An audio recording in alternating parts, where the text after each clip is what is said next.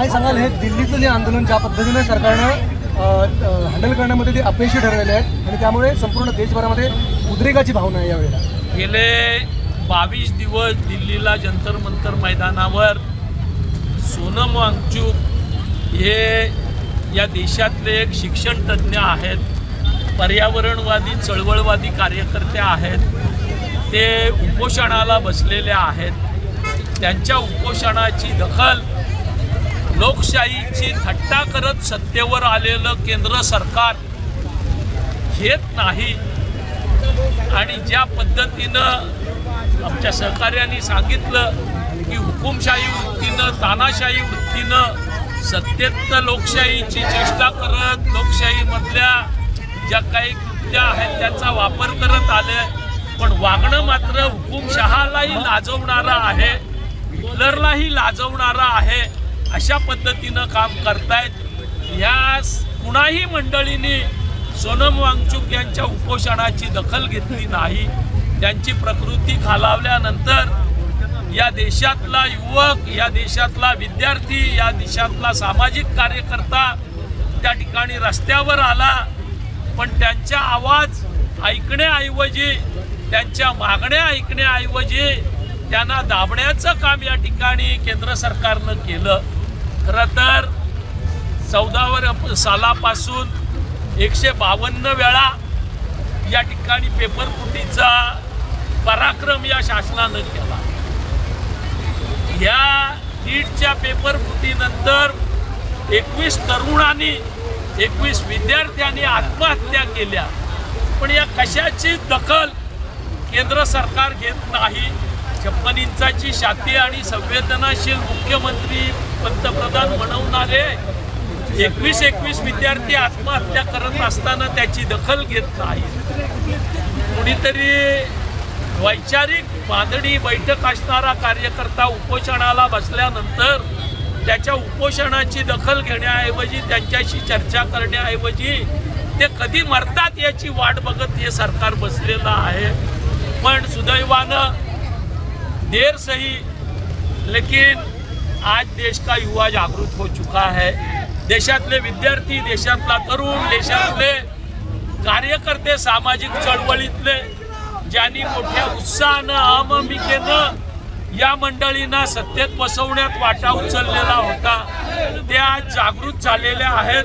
आणि या 21 विद्यार्थ्यांच्या प्राणाच्या बलिदानातून आज देशामध्ये एक वेगळं वातावरण निर्माण झालेलं आहे. कुठल्याही पद्धतीची चर्चा नाही, बोलणं नाही. 21 आत्महत्या विद्यार्थ्यांच्या त्यांची दखल नाही. असं अतिशय कोडगं, निर्दयी, नीच सरकार या ठिकाणी कार्यरत आहे आणि त्याचा निषेध सारेच आज करतायत. पण आपण समजून घेतलं पाहिजे की देशातला तरुण विद्यार्थी आज इरेला पेटलेला आहे. ज्या पद्धतीनं लाठीमार केला गेला, 14, 16 वर्षाच्या विद्यार्थिनींना त्या ठिकाणी बेदम मारलं गेलं. त्यांच्यासोबत काही महिला होत्या, त्यांच्यासोबत असणाऱ्या छोट्या बालकांना देखील लाठीमार केला गेला आणि निर्लज्जपणानं या गोष्टीचं समर्थन करतायत. अशी परिस्थिती आहे. या सरकारचा निषेध आता पुरा भारतवर्ष करतोय. साऱ्या जगानं या मोदींच्या दुटप्पी धोरणाची दखल घेतलेली आहे. मागण्या म्हणाव्या तर साध्या आहेत की धर्मेंद्र प्रधान जे देशाचे शिक्षण मंत्री आहेत, जर पेपर फुटत असतील तर त्याची जबाबदारी देशाचा शिक्षण मंत्री घेणार नाही तर कुणी घ्यायची?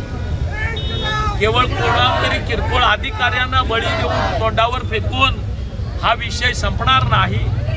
पेपर फुटीचा विचार फक्त एक दिवशी पेपर फुटला विषय संपला असं चालत नाही. आपण अनेक ठिकाणी बघतो की स्पर्धा परीक्षांना आलेले विद्यार्थी फुटपाथवर झोपतात. मिळाला तर वडापाव खाऊन, नाही तर रिकाम्या पोटी या परीक्षांची तयारी करतात. जेव्हा पेपर फुटी होते, परीक्षा पुढे गेल्यानंतर त्याच्या आई वडिलांची, त्याच्या कुटुंबाची काय वाताहत होते याचा विचारही शासन करत नाही. त्या विद्यार्थ्याचा तर नाहीच नाही, पण अशा लाखो परिवारांचाही विचार हे शासन करत नाही. आणि म्हणून कुठेतरी या विषयाची तड लागली पाहिजे म्हणून या ठिकाणी विद्यार्थी आज गिरेला पेटलेत. निर्णायक आंदोलन त्यांनी केलेलं आहे. काय प्रशांत ठाकूर असं म्हणतात की नरेंद्र मोदींच्या कामाच्या नाकाची ही सवयच आहे. आपण बघितलं वडगरच्या आदिवासींचे झोपडे तोडताना सिडकोच्या अधिकारी आले. प्रशांत ठाकूरांनी सांगितलं आदिवासींची झोपडी तुटली तर मी त्या ठिकाणी आत्मदहन करेन. आत्मदहन राहिलं बाजूला. दुसऱ्या दिवशी सिडकोच्या अधिकाऱ्यांनी त्या ठिकाणी ते झोपडे उद्ध्वस्त केले. प्रशांत ठाकूरांनी काही केलं नाही. नव्या मुंबईच्या विमानतळाच्या नामकरणाबाबत प्रशांत ठाकूरांना आणि त्यांच्या साऱ्या लोकप्रतिनिधींना, नव्या मुंबईच्या त्यांच्या सहकार्यांना राज्याच्या मुख्यमंत्र्यांनी शब्द दिलेला होता की 2 महिन्यामध्ये हा विषय मी मार्गी लावून देतो. पंतप्रधानांच्या हस्ते उद्घाटन आहे. आपण काही वेगळा निर्णय घेऊ नका. लोक 2 महिन्याची 9 महिने थांबले. प्रशांत ठाकूर साधे मुख्यमंत्र्यांना विचारणाही करत नाहीत की बाबा दिबा पाटील साहेबांचं नाव विमानतळाला 2 महिन्यात देणार होतं. त्या ठिकाणी बालदी आत्मदहन करणार होते. प्रशांत ठाकूर राजीनामा देणार होते.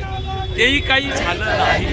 कालची त्यांची भूमिका ही अतिशय निर्दयी अशी आहे. ज्या पद्धतीच्या स्टेटमेंट्स त्यांनी केल्या ते खऱ्या अर्थानं ते एका भांडवलदाराचा वारसदार आहे याचं दर्शन घडवणारं स्टेटमेंट होतं. मी त्यांचा जाहीरपणानं निषेध पुढच्या करतो. काळामध्ये प्रशांत ठाकूरांच्या या वक्तव्याबद्दल तुमचं निश्चित आंदोलन होणार आहे. निश्चितपणानं आम्ही करण्यापेक्षा किंवा पक्षीय पातळीवर करण्यापेक्षा या साऱ्याच विषयांवर दिबा पाटील साहेबांच्या नामकरणाचा विषय असेल, आज हा विद्यार्थ्यांचं आंदोलन असेल, या विषयावर सारे पक्ष, साऱ्या संघटना, सारे घटक एकत्र येऊन या ठिकाणी आंदोलन करतात. त्याच्यामुळं निश्चितपणाने या चळवळीमध्ये आम्ही सहभागी राहू. विद्यार्थ्यांनी जी मनाची या ठिकाणी धारणा दाखवलेली आहे, लाट्या काट्या खाल्यानंतरही जंतर मंतरवर विद्यार्थी निर्धारानं आहेत. त्यांच्या सोबत सारा देश उभा राहील. आज हे आंदोलन होतंय. संध्याकाळी या ठिकाणी पदवीधरांच्या वतीनं कॅन्डल मार्चचं आयोजन केलेलं आहे. आम्ही निश्चितपणानं या सोबत आहोत. मी थोडासा बाहेर होतो पण आमच्या पक्षाच्या वतीनं जंतर मंतरवर विद्यार्थ्यांना पाठबळ देण्यासाठी आमचे प्रतिनिधी गेलेले अतुल म्हात्रे, चित्रलेखा पाटील गेलेले होते. आम्ही शेवटी चळवळीच्या माध्यमातूनच विकास साधणारी किंवा कामं करणारी. त्याच्यामुळे या विषयातल्या प्रत्येक चळवळीमध्ये, प्रत्येक घडामोडीमध्ये आम्ही पूर्ण क्षमतेनं कार्यरत असू हा विश्वासही मी देतो. शासनानं धर्मेंद्र प्रधानांचा, अमित शहा यांचा राजीनामा घ्यावा अशा पद्धतीच्या मागण्या देश करतो. शेवटी धर्मेंद्र प्रधान पेपरफुटीला जबाबदार आहेत, पण निष्पाप विद्यार्थ्यांवर लाठ्या काठ्या चालवणारे पोलीस हे अमित शहांच्या आधिपत्याखाली. त्याच्यामुळे त्यांनी राजीनामा दिला पाहिजे आणि विद्यार्थ्यांच्या मागण्या पूर्ण केल्या पाहिजेत हीच आमची.